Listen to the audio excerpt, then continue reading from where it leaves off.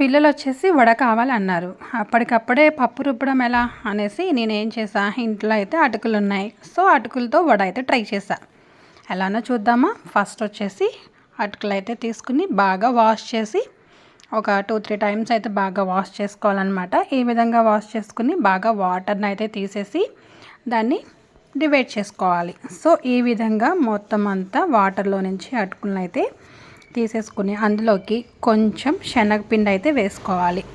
So శనగపిండి కానీ లేకపోతే బియ్యం పిండి కానీ వేసుకోవాలన్నమాట. ఇందులోకి వచ్చేసి కొంచెం కరివేపాకు, పచ్చిమిర్చి, ఆనియన్స్, సాల్ట్ రుచికి సరిపడినంత.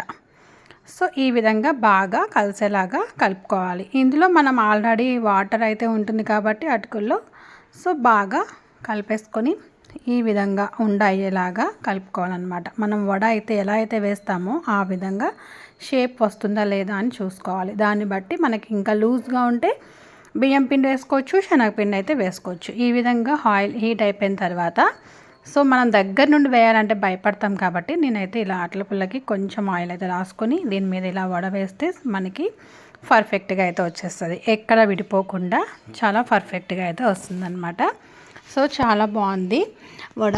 మీరు కూడా ట్రై చేయాలి అనుకుంటే కనుక పిల్లలకి మార్నింగ్ బ్రేక్ఫాస్ట్లో కానీ ఈవినింగ్ స్నాక్స్లో కానీ చాలా అంటే చాలా ఇష్టంగా తింటారు. చాలా అంటే బాగుంది. పచ్చిమిర్చి పిల్లలకి తినరు కాబట్టి పేస్ట్ అయినా చేసి వేసుకోవచ్చు. చాలా బాగుంది కదా. ట్రై చేసి ఎలా వచ్చిందో కామెంట్ చేయండి. మరి బాయ్ బాయ్.